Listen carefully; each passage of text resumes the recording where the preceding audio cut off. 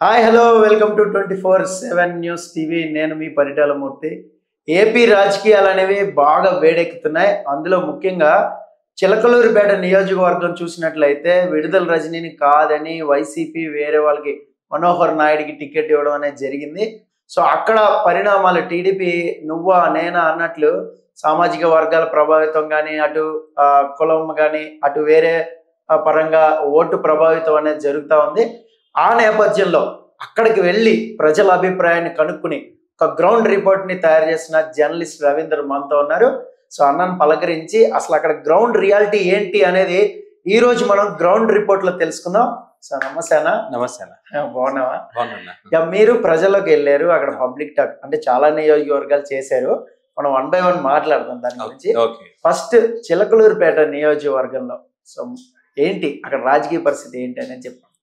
So Chilakaluri అంటే ఆంధ్రప్రదేశ్లో ఉన్నటువంటి చాలా నియోజకవర్గాల్లో చిలకలూరిపేట కూడా బాగా ఆసక్తికరమైనటువంటి నియోజకవర్గం.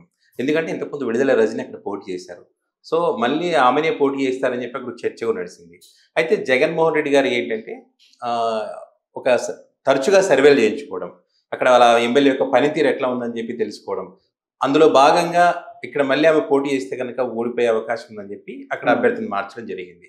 సో అక్కడ వైసీపీలో ఏంటంటే ఇప్పటికీ విడుదల రజని కాకోకుండా మల్లెల రాజేష్ అండ్ మనోహర్ నాయుడు ఇట్లా 3 అభ్యర్థులు అయ్యారు ఇప్పటికీ. సో ఇట్లా 3 అభ్యర్థులు మార్చారు. ఇటు టీడీపీ పార్టీ తరంగా చూస్తే కనుక పత్తిపాటి పుల్లారావు గారు ఒకరే పార్టీ నుంచి ఉన్నారు.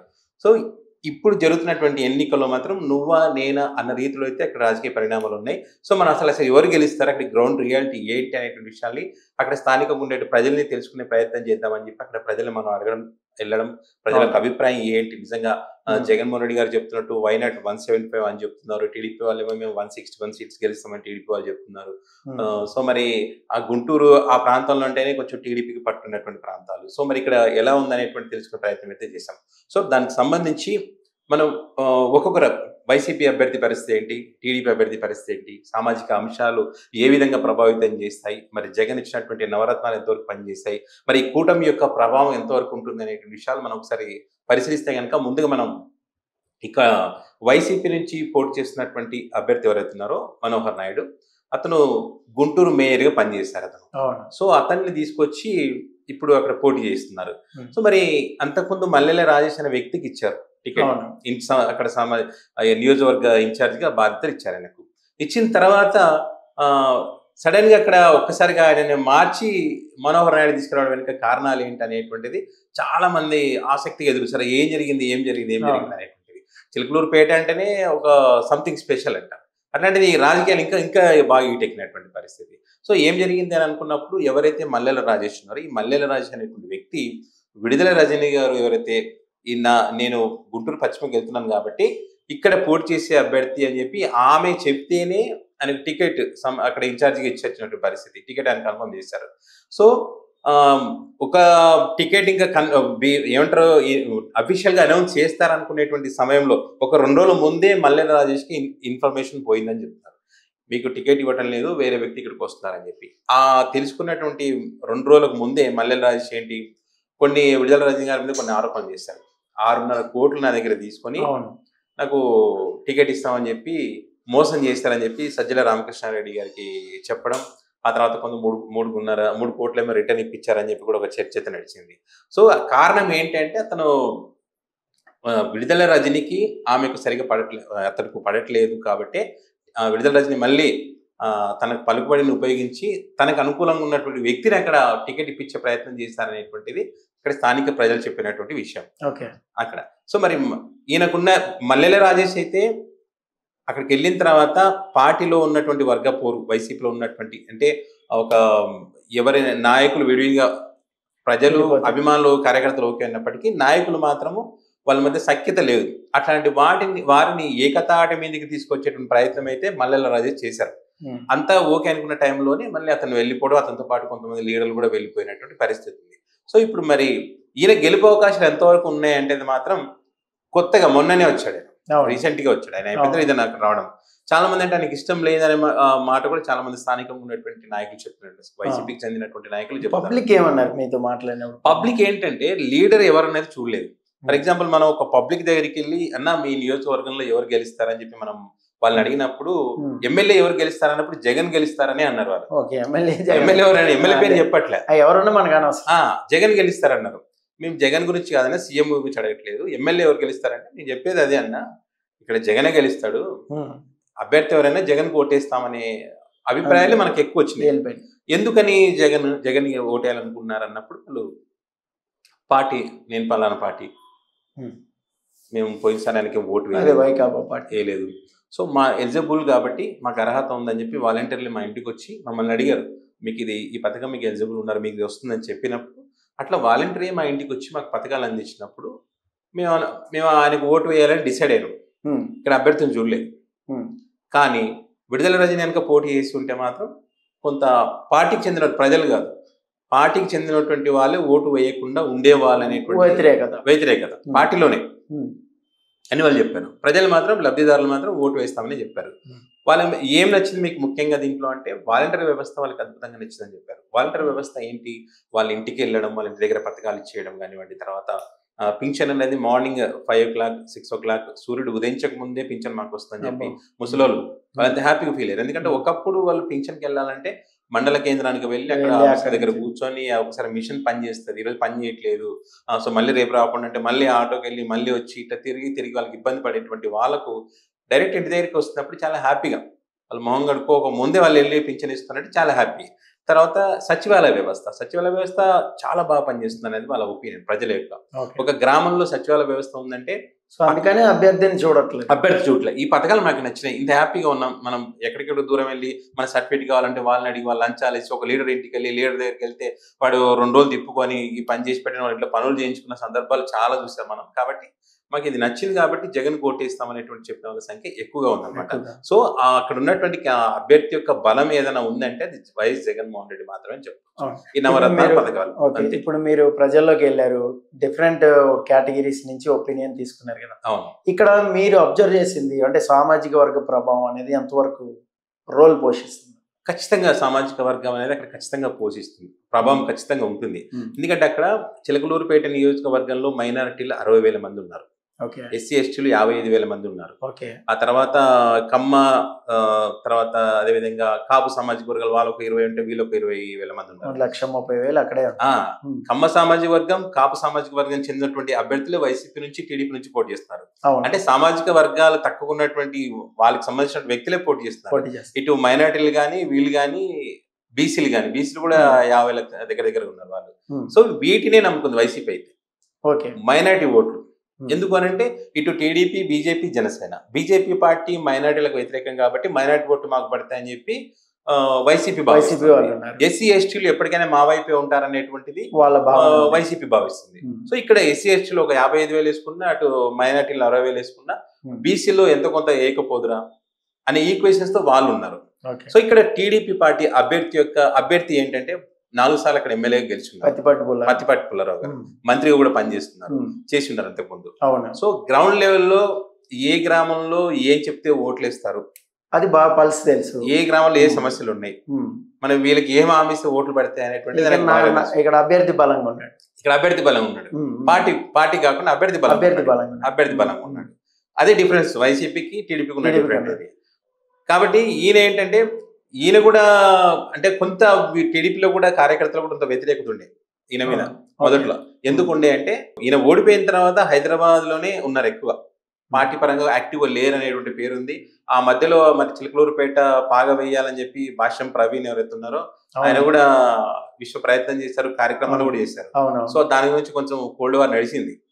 టికెట్ కూడా కన్ఫర్మ్ అవుతుంది, పని చేసుకోమని చంద్రబాబు గారు చెప్పారని కూడా ప్రవీణ్ గారు చాలా సందర్భాల్లో చెప్పారు. దాని గురించి పెద్ద చర్చ నడిచింది. సో ఇది గమనించినటువంటి పత్తిపాటి పుల్లారావు గారు ఏంటంటే ఇంకా ఇది దూరం కూడా సరిపోదని చెప్పి ఆయన కూడా కొంత యాక్టివ్ అయ్యారు. సో అక్కడ మళ్ళీ కార్యకర్తలను దగ్గర చేసుకోవడం, అసంతృప్తిగా ఉన్న వాళ్ళందరినీ దగ్గర చేసుకొని మాట్లాడే ప్రయత్నం చేసుకోవడం, మొత్తానికి అయితే ఫైనల్ గా టికెట్ ఆయనకి వచ్చేటట్టు చేసుకున్నారు. టికెట్ అయితే ఆయన కన్ఫర్మ్ అయిపోయింది. ఇప్పుడు ఈ జనసేన వర్గాలు కూడా ఆయనకి బలంగానే సపోర్టింగ్ అది చేస్తున్నాయని జనసేన బీజేపీ అనేది చిలకలూరుపేటలో పెద్దగా ఏమి ఉండదు, ప్రభావం అయితే మనకు తెలిసింది.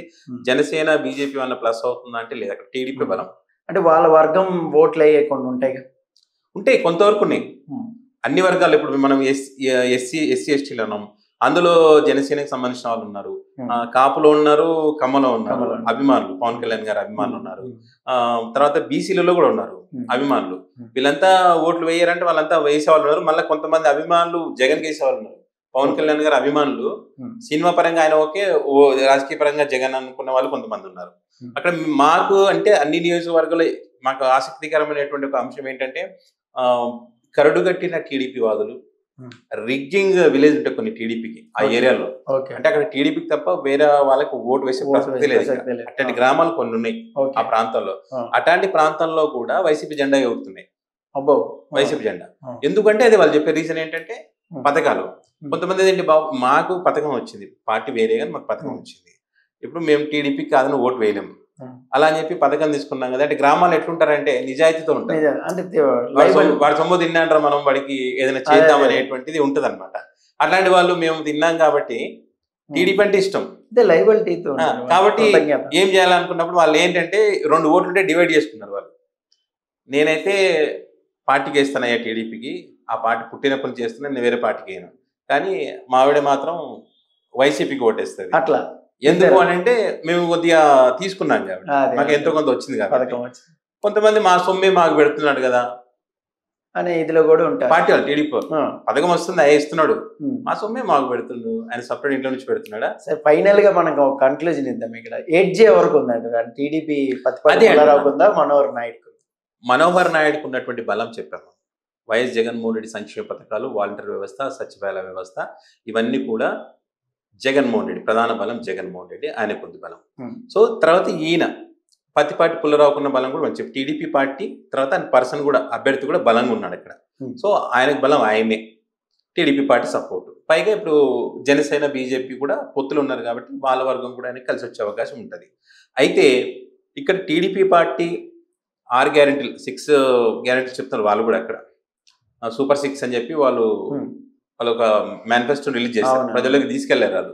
కానీ అనుకున్నంతగా వెళ్ళలేదనేది ప్రజల. మీకు ఇప్పుడు టీడీపీ పార్టీ ఇచ్చిన మేనిఫెస్టో మీకు చేరిందా అంటే మాకు పెద్దగా ఏం చేరలేదు అనేటువంటి గ్రౌండ్ రియాలిటీకి వెళ్ళలా. ఎందుకంటే వాళ్ళు జగన్మోహన్ రెడ్డి ఇచ్చిన పథకాలు ఎక్కువ కనిపిస్తుంది. చంద్రబాబు గారు ఏం చెప్తున్నారంటే మీటింగ్లో వెళ్ళినప్పుడు, అమ్మఒడి జగన్మోహన్ రెడ్డి గారు ఒకరికి ఇచ్చా, నేను 2కి ఇస్తా, పింఛన్ ఆయన 3,000 ఇస్తే నేను 4,000 ఇస్తా, అంటే ఎక్స్టెన్షన్ మీకు వాలంటీర్లకు 5,000 ఇస్తున్నాడు జగన్, నేను 10,000 ఇస్తా. అంటే జగన్మోహన్ రెడ్డి గారి పథకాలని ఈయన పెంచుతున్నాడు. ఈయన కొత్తగా ఏం చెప్తున్నాడు, కొత్త పథకాలు ఏమైనా చెప్తున్నాడు అంటే చెప్పట్లే. కాబట్టి పథకాల విషయంలో మాత్రం టీడీపీ ఫెయిల్యూర్. పథకాల విషయంలో జగన్మోహన్ రెడ్డి పథకాలు ఆల్రెడీ ప్రజల్లోకి వెళ్ళినాయి, మా జగన్ అన్న ఇళ్ళు అనుకో ఇంకోటి అనుకో వెళ్ళినాయి. ఇప్పుడు ఇంకా వైసీపీ మేనిఫెస్టో రిలీజ్ కాలే. మేనిఫెస్టోలో ఏం చెప్తారనే దాని మీద ప్రజల డిసిషన్ ఉంటుంది, ఆధారపడి. మాకు ప్రజలు ఏంటంటే జగన్మోహన్ రెడ్డి కనుక రైతుల నుంచి అన్ని వర్గాల నుంచి మనం తీసుకున్నాము, రైతుల వాళ్ళ దగ్గర నుంచి కూడా తీసుకున్నప్పుడు రైతులు ఏం చెప్పారంటే రుణమాఫీ కనుక చేస్తే ఇక పార్టీ లేదు ఏం లేదు, ఇంకా జగన్మోహన్ రెడ్డికి వేసేస్తాం, ఫ్యాన్ గుర్తుకు ఓటేస్తాం రుణమాఫీ చేస్తే. మరి జగన్మోహన్ రెడ్డి రుణమాఫీ హామీ ఇస్తాడా ఇయ్యడా అనేది మాత్రం ఆయన మేనిఫెస్టోలో తెలుస్తుంది. సో ఈ రెండు, ఇటు టీడీపీ పార్టీ కూడా జనసేన పార్టీ కొంత వాళ్ళు కూడా మేనిఫెస్టో సంబంధించి వాళ్ళు చెప్తామన్నారు. బీజేపీ ఒక సంయుక్త 3 పార్టీలు కూటమి కలిసాయి కాబట్టి ముగ్గురు కలిసి ఒక డిసిజన్ తీసుకొని ఇంకేమైనా పథకాలు ఇస్తారా అనే దాని మీద కూడా ప్రజల యొక్క ఓటు వేసేది డిపెండ్ అయి ఉంటుంది. ఎడ్జ్ ఎవరికి ఉందంటారు? ఇప్పటికి ఏమంటే పత్తిపాటి పుల్లారావు గారికి కొంత ఎడ్జ్ కనిపిస్తుంది అక్కడ టీడీపీ పార్టీకి సంబంధించి వ్యక్తి. అంటే అభ్యర్థి పరంగా ఆయన బలంగా ఉన్నాడు ప్రజల్లో, పత్తిపాటి పుల్లారావు గారు అని. ఎందుకంటే ఈ క్యాండిడేట్ తెలియదు, కొత్త క్యాండిడేట్ తెలియదు, నాన్ లోకల్ అందులో తెలియదు. ఎంతసేపు విడుదల రజని నేను పంపించానంటే విడుదల రజని మీదనే వ్యతిరేకత ఉంది అక్కడ, పార్టీలో కూడా వ్యతిరేకత ఉంది.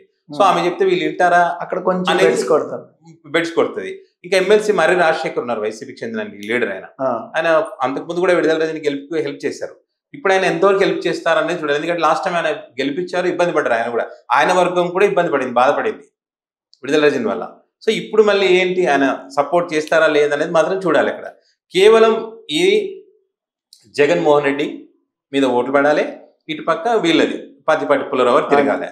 సో ఈ మేనిఫెస్టో రిలీజ్ అయిన తర్వాత ఇంకా కొద్ది టైం ఉంది కాబట్టి ఎలక్షన్స్ వరకు, ఆ టైం వరకు మాత్రం ఖచ్చితంగా ఏదైనా మార్పు జరిగితే మాత్రం వైసీపీకి ఛాన్స్ ఉంటుంది. మేనిఫెస్టోలో రుణమాఫీ పెడితే వైసీపీకి ఛాన్స్ ఉంటుంది, లేదంటే కనుక టీడీపీకే ఛాన్స్ కనిపిస్తుంది అక్కడ.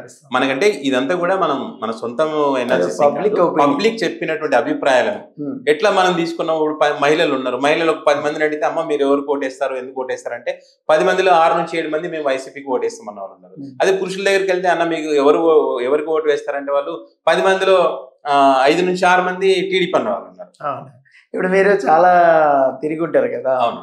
సో అక్కడ మీకు కొన్ని ప్రాబ్లమ్స్ కూడా ఉండుంటాయి మామూలుగా మనం మైక్ పెట్టినప్పుడు కానీ. అప్పుడు మీరు అబ్జర్వ్ చేసింది ఏంటి? యాక్చువల్లీ ప్రాబ్లం అంటే కొంతమంది చెప్తారు, కొంతమంది చెప్పరు. అంటే ఓటు అసలు నువ్వు క్వశ్చన్ అడగడమే తప్పు అంటారు మనల్ని. మీరు ఎవరికి ఓటేస్తారు అని అంటే నువ్వు అడగడమే తప్పు, నువ్వు ఎట్లా అడుగుతున్నావు అన్న వాళ్ళు కూడా ఉన్నారు. చాలా నేను వేసుకుని నువ్వు అడిగే రైట్స్ నీకు లేవంటారు. అట్లాంటప్పుడు మనం ఏం చేస్తుంటే మీ సమస్యలు ఏమైనా ఉన్నాయా అంట. అట్లా ఈ ప్రభుత్వం వచ్చినాక ఏమైనా మీకు ఏమైనా హెల్ప్ అయిందా అంటే అప్పుడు చెప్తారు మాకు ఇది వచ్చింది కదా వచ్చిందని. దాన్ని బట్టి మనం అంచనా వేయచ్చు. అది వీడు ఫేవర్ గా ఉన్నాడు ఈ పార్టీకి, సరే ఇన్ని వచ్చినా కూడా వీడు ఫేవర్ లేడు ఈ పార్టీకి అనేది మనం దాన్ని బట్టి కూడా అంచనా వేయచ్చు. అట్లా తెలిసిపోతుంది అనమాట. సో ఏదేమైనా కూడా చిలకలూరుపేట నియోజకవర్గం ఫస్ట్ నుంచి కూడా ఇంట్రెస్ట్ గానే ఉంటుంది. విడుదల రజని పోయిన తర్వాత కొంత ఆసక్తి తగ్గిందని చెప్పొచ్చు. అంతకుముందు ఆమె ఉన్నప్పుడు వేరు, ఇప్పుడు వేరు. సో ఆమె గుంటూరు పశ్చిమకి వెళ్ళింది కాబట్టి ఇక్కడైతే చాలా ఆసక్తిగానే ఎదురు చూస్తున్నారు. అభ్యర్థిని ముగ్గురు అయ్యారు కాబట్టి, అభ్యర్థులు ముగ్గురు మారారు కాబట్టి పార్టీ శ్రేణులు, పార్టీ లీడర్లు పోయినా కూడా పబ్లిక్ లబ్ధిదారులు కానివ్వండి, కార్యకర్తల్ని కొంత ఆకట్టుకునే ప్రయత్నం అయితే చేశారు జగన్మోహన్ రెడ్డి ఈ మధ్య కాలంలో. కార్యకర్తలకు నేనున్నాను, నా భరోసా ఇస్తున్నాను అని చెప్పాడు. కానీ అది ఎంతవరకు వాళ్ళు పనిచేస్తారు, కార్యకర్తలు కొంతమంది అసంతృప్తితో ఉన్నారు. గ్రౌండ్ రియాలిటీ అది. కార్యకర్తలు, వైసీపీ కార్యకర్తలు కొంతమంది అసంతృప్తి పట్టించుకోవట్లేదని చెప్పి. సో వాళ్ళు ఎంతవరకు సపోర్ట్ చేస్తారు ఎన్నికలు అనేది చూడాలి. మెయిన్గా అయితే లాస్ట్ వరకు అయితే ఈ మేనిఫెస్టో రిలీజ్ అయిన తర్వాత దాన్ని బట్టి ప్రజల యొక్క అభిప్రాయాలు మారే అవకాశం ఉంది. అప్పుడు ఎటువైపు ఓట్లు పడతాయనేది మాత్రం డిసైడ్ చేయొచ్చు. ఇప్పటికీ మాకున్న అభిప్రాయం మేము ఇప్పుడు ఈ రోజు వరకు మాత్రం టీడీపీ కనిపిస్తాం, టీడీపీ కనిపిస్తా ఉంది. సో థ్యాంక్స్ సో మచ్ అన్న, మాకు చాలా వాల్యుబుల్ విషయాలు చెప్పారు. అలాగే ఇంకా మనం నెక్స్ట్ నియోజకవర్గాలు కూడా మనం అనాలిసిస్ చేద్దాం. సో ఇది చిలకలూరుపేట నియోజకవర్గంలో సో ఒక గ్రౌండ్ రియాలిటీ ఏంటి అంటే పబ్లిక్లోకి వెళ్ళి జర్నలిస్ట్ రవీందర్ కలెక్ట్ చేసిన పబ్లిక్ టాక్ ప్రకారం, ఆయన అనుభవం ప్రకారం టీడీపీకి ఒక ఎడ్జ్, ఇప్పటివరకు అయితే ఒక ఎడ్జ్ అనేది కనబడుతుంది. దట్టు పత్తిపాటి పుల్లారావు అభ్యర్థి కాబట్టి, ఆయన గత కొన్ని సంవత్సరాలుగా అక్కడ గెలుస్తున్నారు కాబట్టి ఆ గెలుపు అనేది అక్కడ ఆ ఎడ్జ్ అనేది కనబడుతుంది. ఇక్కడ మనోహర్ నాయుడు నాన్ లోకల్ అభ్యర్థి కాబట్టి కొంచెం ఏమన్నా తేడా కొట్టేది అంశం ఉందా అనేది ఒక విశ్లేషణ అనేది చేసాం. మరో నియోజకవర్గంలో మళ్ళీ కలుసుకుందాం. Ground report 24/7 news channel subscribe చేసుకోండి, షేర్ చేయండి. మస్ట్గా మీరు ఈ నియోజకవర్గం సంబంధించిన వాళ్ళు ఎవరైనా ఉంటే కంపల్సరీగా ఈ వీడియోని షేర్ చేయండి. This is Paritala Murthy signing off. By.